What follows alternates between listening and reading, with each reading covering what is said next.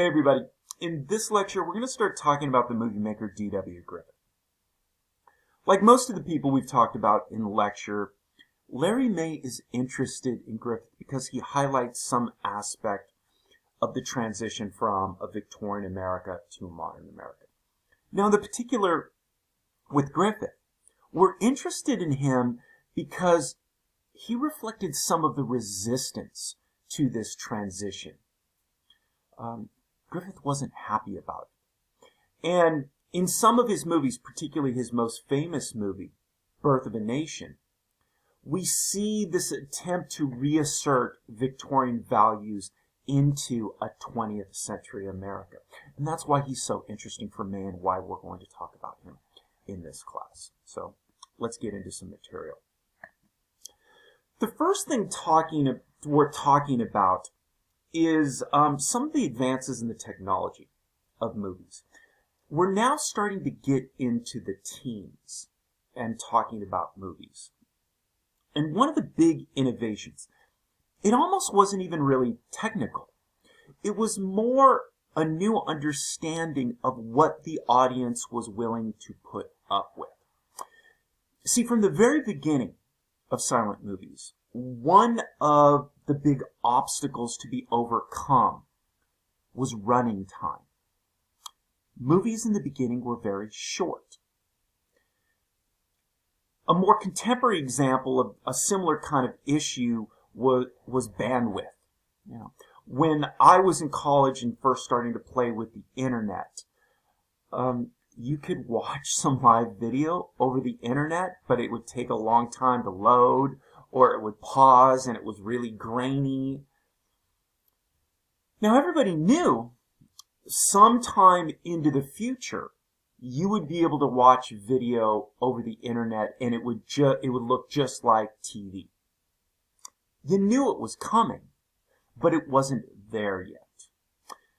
Similar with movie making technology, where in the beginning there was a short running time. And people looked forward to the day where you could make movies that were going to be longer. So, for example, in some of the movies I've shown you for this class, they're very short. Even the Great Train Robbery that you watched, it's less than a dozen minutes.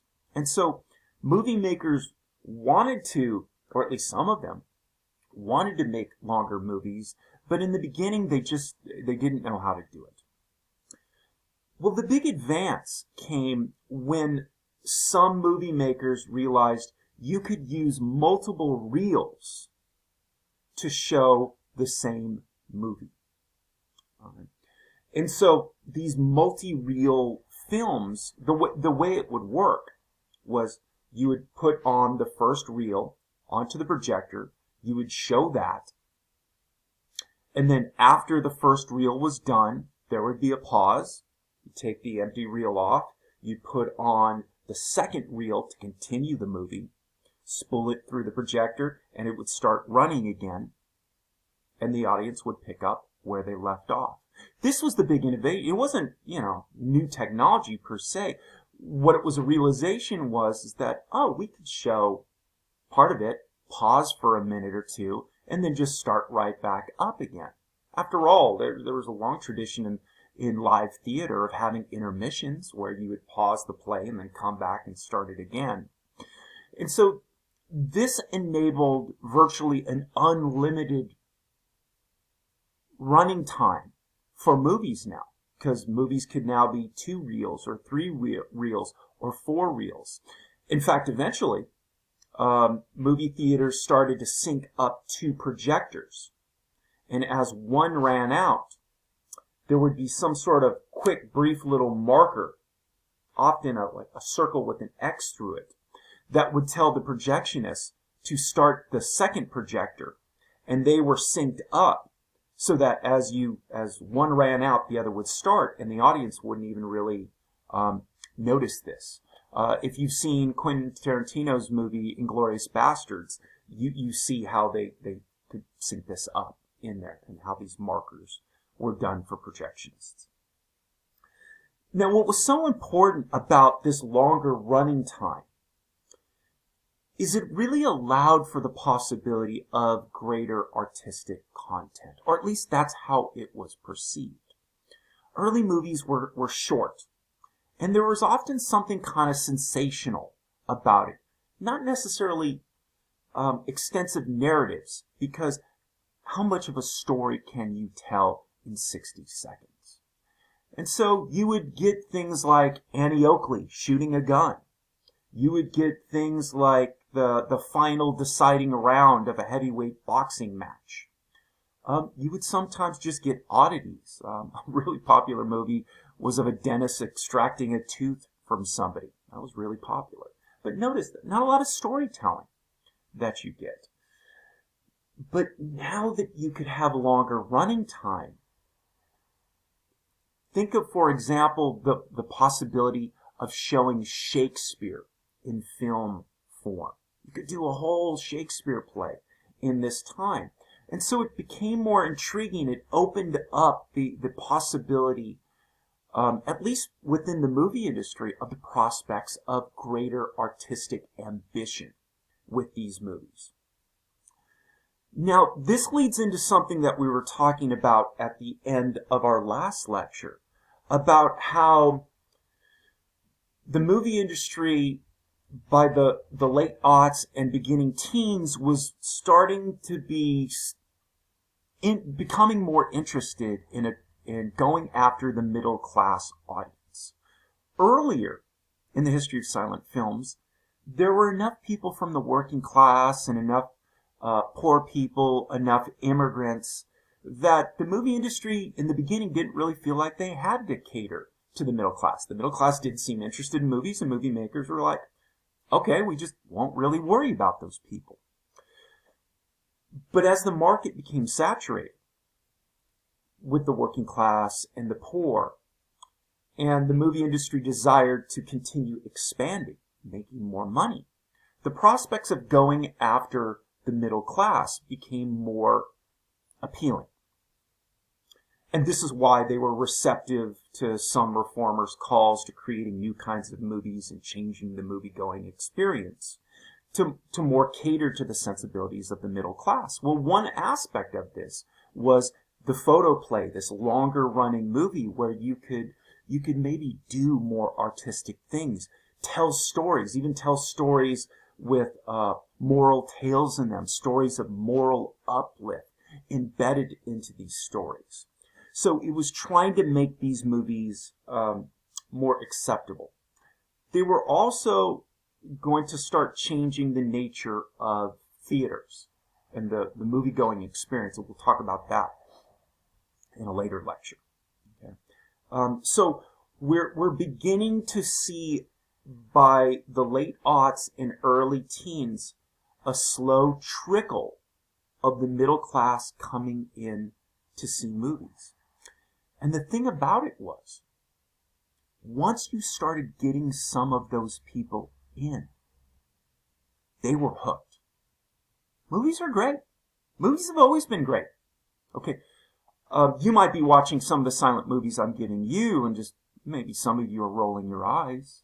Wow, this is kind of rudimentary. I don't know how people really could kind of get into it. Again, you got to try to imagine what it was like from the perspective of people that were living during this time.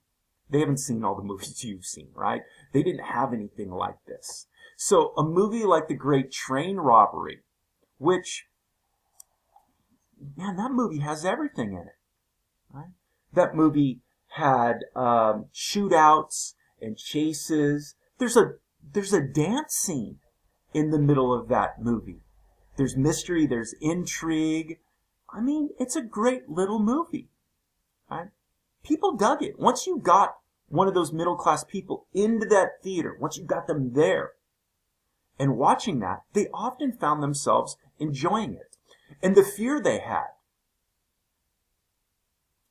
turns out a lot of that fear was unfounded. They were afraid what was going to happen. You know, am I going to be surrounded by thugs? Is somebody going to abuse me? Or weird things going to happen in the dark? You know, whatever mysterious fears they had about going in there. Once they were in there and watched the movie, The only thing that happened to them was they had a good time. And then they told other people, hey, guess what I did yesterday? I went to go and see a movie. And, other people that hadn't gone from the middle, really? What was it like? Oh, it was enjoyable. I had a wonderful time. It was a great, and then one person tells two, and then two people are going to the movies, and then they tell four, and then they tell eight. And so it's a slow trickle in the beginning, but there's exponential growth in the middle class as we get going. All right. So let's now start talking about D.W. Griffith, because this is the context of the movie. Look, D.W. Griffith was trying to sell as many movie tickets as he could for people to come see his movies. But he thought in particular that he was making movies for that middle class, for the descendants of the Victorians. Right? And so it's one of the reasons why we're so interested in him. You see, this is Griffith directing right there. Right? So let's talk a little bit about Griffith's background. Okay, like Thomas Edison, Victorian background. Okay, grew up with a Protestant background, grew up in a Protestant Christian home, believed in hard work, believed in discipline, all the things we would associate with Victorian values. Griffith offers a twist on this traditional Victorianism, however, in that he was a Southerner. He came from the South. And so along with those characteristics of Victorianism we talked about before, D.W. Griffith also included a heavy dose of racism with his Victorianism. Now, that's not to say all Southerners at the time were racist. Not all of them were. That's also not to say that there wasn't racism in other parts of the United States. There was racism throughout the United States. No doubt about it. Right? Sometimes the South gets a bad rap about racism, much of which it deserves. But it gives the impression that, there wasn't racism everywhere else. No, there was a lot of racism everywhere else throughout the United States. Okay. And once again, not everybody in the South was racist. But what is beyond doubt is that the most concentrated region of racism was the American South. Okay, and that racism gets embedded into some of Griffith's movies. Again, particularly his most famous movie, Birth of a Nation. The first slide I have here for you is of a branch of the NAACP picketing one of Griffith's movies, The Birth of a Nation, outside. I think this picture was taken outside of Philadelphia, a Philadelphia theater here. So the racism was apparent in some of Griffith's films, particularly Birth of a Nation, right from the beginning. Okay. Now, again, there's kind of an interesting irony about D.W. Griffith, kind of like with Thomas Edison, in that this guy that exhibited so many elements of Victorian belief and faith, nonetheless goes into a very un-Victorian line of work. The entertainment business in general, and particularly the movie business, the end of the 1800s, beginning of the 20th century, was viewed as being quite disreputable for the respectable middle class. Entertainment was something, we'll talk about this more in a later lecture, was something that, good, honest, decent people, frankly, didn't have much to do with in there. So it's kind of interesting how Griffith winds up in it. Griffith became interested in acting and tried his hand at acting, wound up in New York and got involved in making movies. Early on with making movies, there weren't as many delineated roles for making movies. Actor, producer, editor, sound. Making movies were much more rudimentary. You get a camera, you set it up, you record. It was very basic. So people could be jacks of all trades. You could do lots of different things. You could act, you could write, you could produce, you could direct. And so Griffith made this transition from being interested in stage acting to eventually settling on writing, producing, and directing movies. But May, in your book, talks about how modern America was a sort of shock to D.W. Griffith's Victorian system. Okay, as he went particularly to New York City, he was kind of horrified at some of the things he found in modern northern life, particularly women and the way women acted. Remember when we talked about Victorian values, one of the things the middle class tried to do was sort of separate the realms of men and women. Men could go out in public and work. Women were supposed to be relegated to the home. That was not that they never went outside, but they spent most of their time in the home and they didn't work. That was their realm, to take care of children. Once again, I always like to emphasize, this was the middle class. There were lots of women working. Poor women were working, working class women were working, but we're talking about the middle class. And Griffith, seeing the tremendous extent of women working and out in public in New York City as kind of horrifying, and how upfront men and women were in interacting with one another. How men would talk to women on the street, and these women would respond to these strange men. Griffith's father lost his farm. The bank foreclosed on his farm. And remember when we talked about this fear of concentrated wealth that helped inspire the progressive movement, and this sense that large powers, large corporate interests were creating unfair playing fields where the little guy, the average guy, could not compete. Griffith was feeling some of that the Victorian world where a man like his father could own a farm and work hard and be disciplined and take care of his family, that world was evaporating and going away. And so what Larry May argues, and by the way, he's not original in this observation, was that some of D.W. Griffith's later movies were an attempt to revive and defend those Victorian values against a modern America which was openly hostile to the values that he grew up with. In particular, we see the way in which he highlights and celebrates the Victorian notion of womanhood in his movies.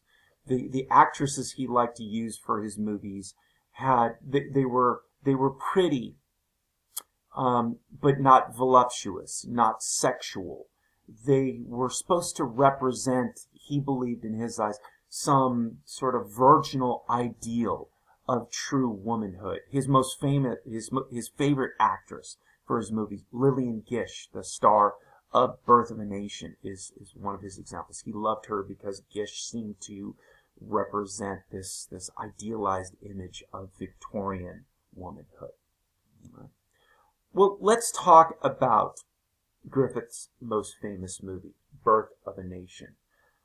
If we were in the classroom, I would show you highlights and clips of this, and we would talk about specific things. But unfortunately, I haven't found any better way to show you these lectures than to put them on YouTube. And if you try to show YouTube clips, where I usually do for Birth of a Nation within a YouTube clip, it's sometimes problematic. They sometimes get flagged, and the last thing I want to do is you click a link to watch one of my lectures, and you can't do it because YouTube's not letting you do it. So I'm just going to describe some of these things. If you're interested in watching Birth of a Nation, you can watch it on YouTube for free. There are lots of different versions of it. Let me first warn you, however, before you do that. Birth of a Nation is a thoroughgoing racist movie. I don't mean kind of racist. I don't mean a little racist. It is a stone cold racist movie. Look at this is one of the movie posters from it. That is a member of the Ku Klux Klan who's not only so into the Klan that he's wearing a hood and a white sheet, but the damn horse is wearing a hood and a sheet. They're involving poor innocent animals into their racist ideology. Okay, Birth of a Nation was based on a book by Thomas Dixon called The Klansman.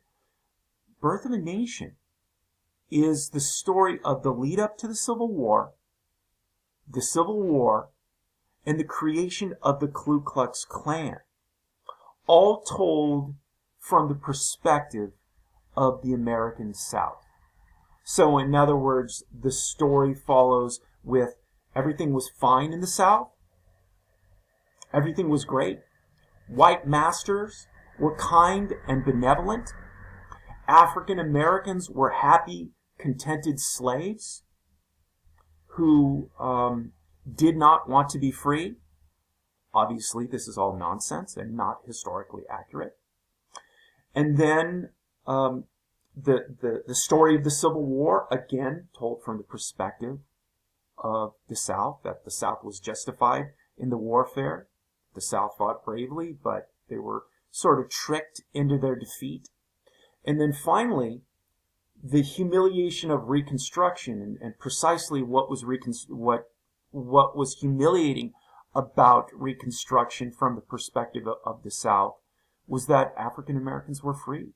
African Americans were being treated equally for a short period of time. Not precisely, but certainly more so than before. African Americans could vote. African American politicians could run for office, which they did while Reconstruction was going on. And then the loving tale of the rise of the Ku Klux Klan as defenders of the true South, and in particular, the defenders of white womanhood, told in this loving story. And then at the end of the story, the happy resolution is racist white Southerners are once again running the South. Northerners that had been involved in Reconstruction realized that these racist white Southerners were actually quite right. And African Americans had been put down in their place and prevented from voting or holding elective office. That is the happy ending of the movie. So, like I said, it is a super racist movie. So know that going into it. Now, it's an important movie because it set it set attendance records for movies that lasted decades. It was a controversial movie, but it was an extraordinarily popular movie.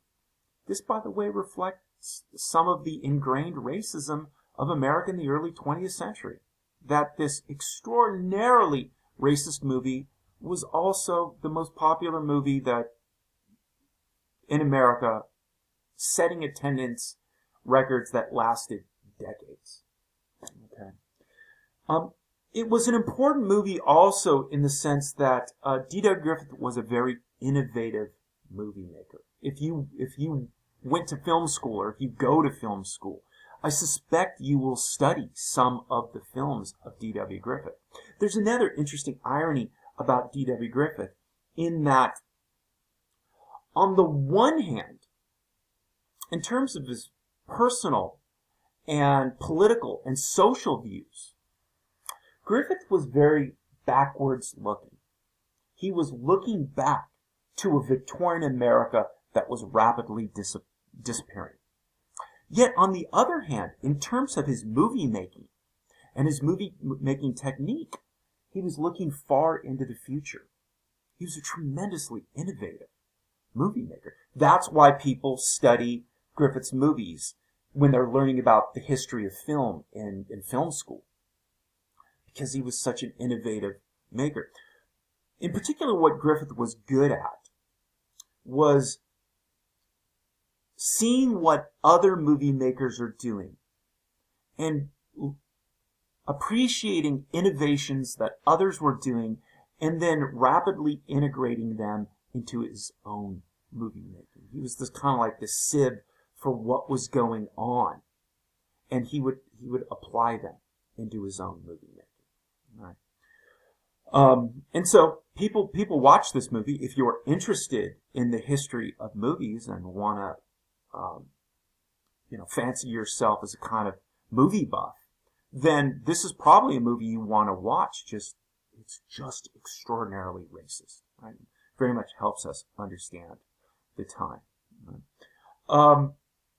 Let me talk a bit about the plot, and as I do, I'll talk about how Griffith in the movie was trying to support and revive and defend elements of Victorian belief.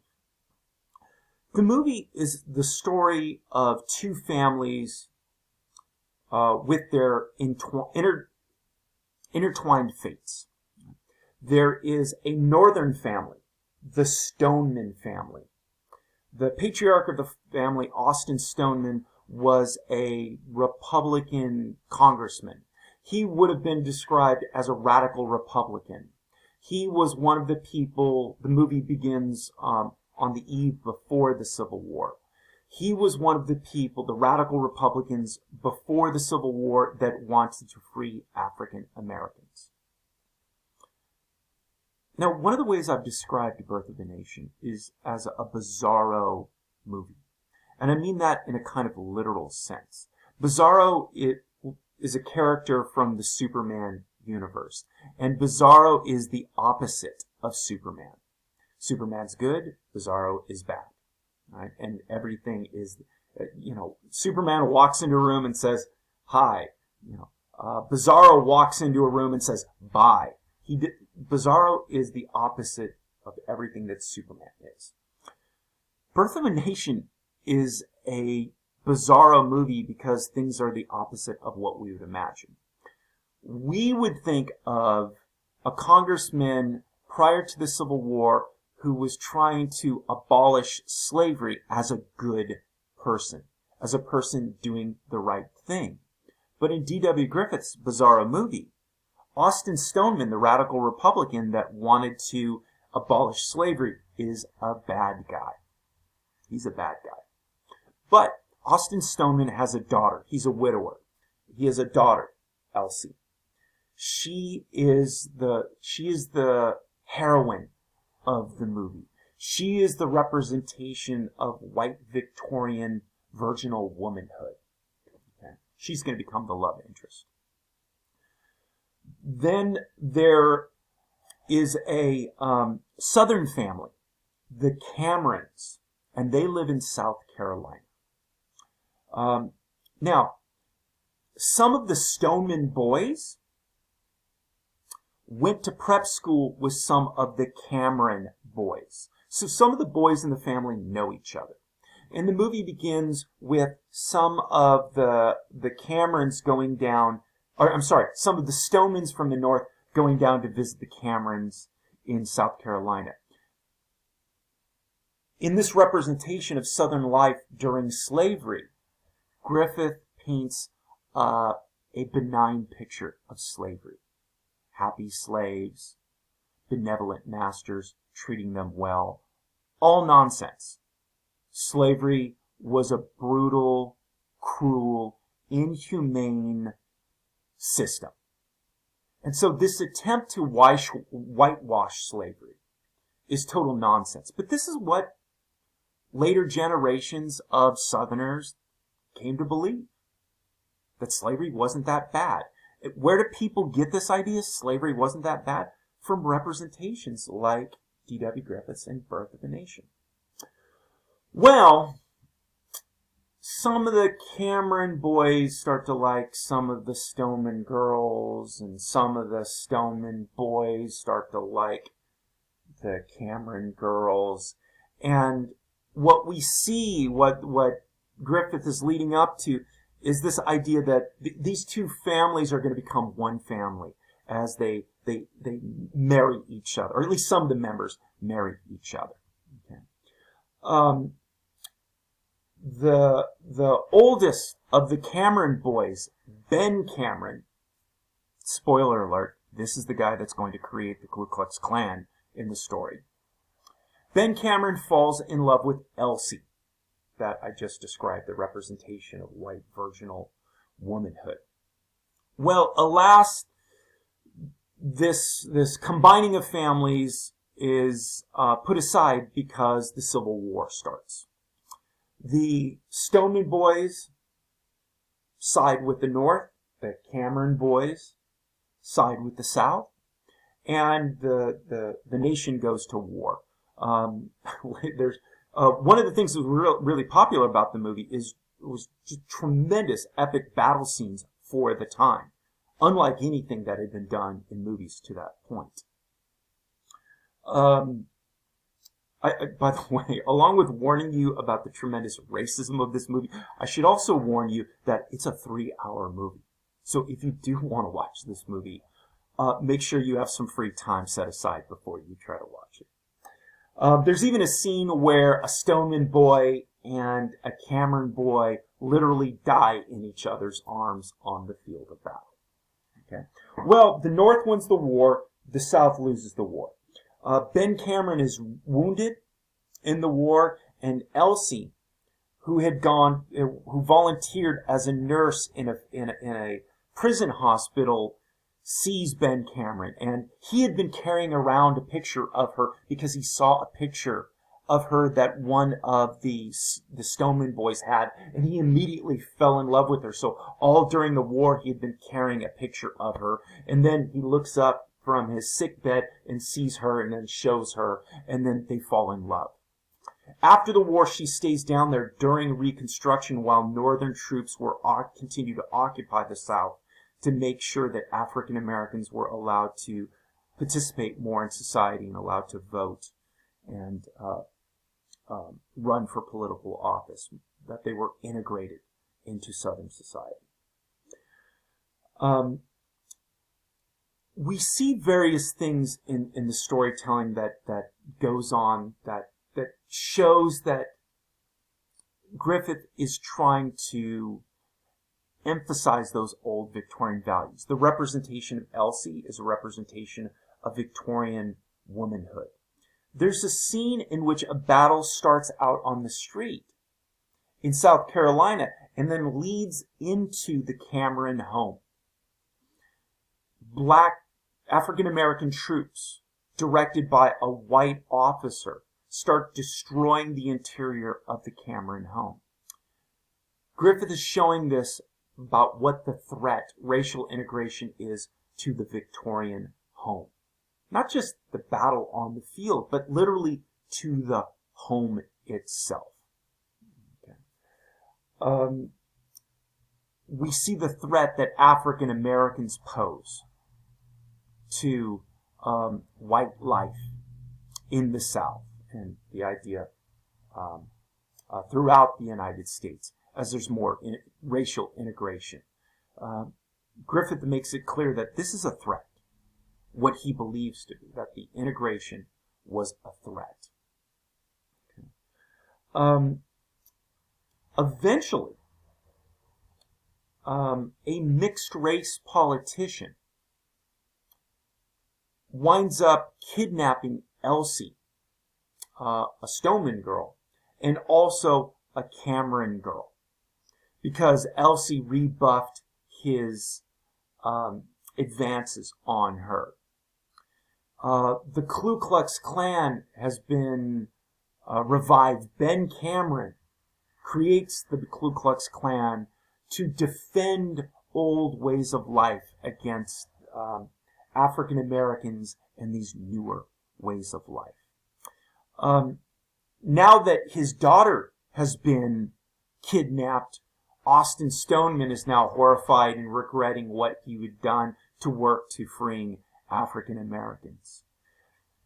And the big end of the movie is the writing of the Ku Klux Klan. The way it is filmed is almost literally supposed to represent white knights coming to the rescue. By the way, the Ku Klux Klan, the white sheets that they wear, you know what that's about? The idea was that the white sheets, that these were dead Confederate soldiers coming back to life to avenge what had happened to them and turn things back to the way they used to be. And so the white knights in these white sheets come and liberate the women, defend white womanhood. And the Stoneman daughter is free. The Cameron daughter is free. Northern soldiers are riding with Klansmen now. They're all working together. And the happy ending is this kind of reconciliation, this white reconciliation of the commitment to put African Americans down. After this, later on, there's a scene where African Americans come out of their sort of shacks on election day to go vote, and there's a line of Klansmen on horses with guns, and African Americans turn around and go back into their homes. Again, it's a bizarro movie. That's supposed to be part of the happy ending, totally backwards to what we would imagine would be a good ending. And the very end of the movie is the showing of the honeymoon of two couples. A Stoneman boy and a Cameron girl on their honeymoon at on the Atlantic facing east. Oh, I think that I'm doing the opposite on your screen. Forgive me. This is east to me. And then out to the west, Ben Cameron and Elsie Stoneman, now married, they are at the Pacific, and they are looking west. And the symbolism of that is now a United Nations, or a united nation. A nation unified in the suppression of African Americans and keeping these people down. It's so bizarro. But it's bizarre, by the way, it's bizarre to us. Because this is 100 years later. But at the time, like I told you, this was a popular movie. Some people saw the racism. Some people disliked it. Obviously, NAACP, a lot of African Americans. Jane Addams, who we talked about before, she was horrified by the movie, and she hated the racism embedded in the movie. But tens of millions of people went to go and see this movie. And then there is a scene of joyous people wearing what looked sort of like Roman or Greek togas, representing an ideal, it's supposed to be this Christian idea of a Jerusalem upon a hill that the Bible talks about, this idealized city. And then there's a 3D, not a 3D, a special effect laid over the scene of a representation of Christ. Jesus makes an appearance at the end of the movie. Again, Victorian, Protestant religion shows up in this, as if Jesus is sanctifying the end of the movie. So make sure you read this chapter. If you're really interested, you can watch this movie, but you don't have to. My description is good enough here for anything I'm going to ask you about. But pay attention to the way May describes the movie and how Griffith is attempting to reassert Victorian values. Not go gentle into that night of accepting a modern America, but trying to defend those older Victorian values with a heavy dose of racism involved in it. All right, everybody. That's it. I'll see you next time.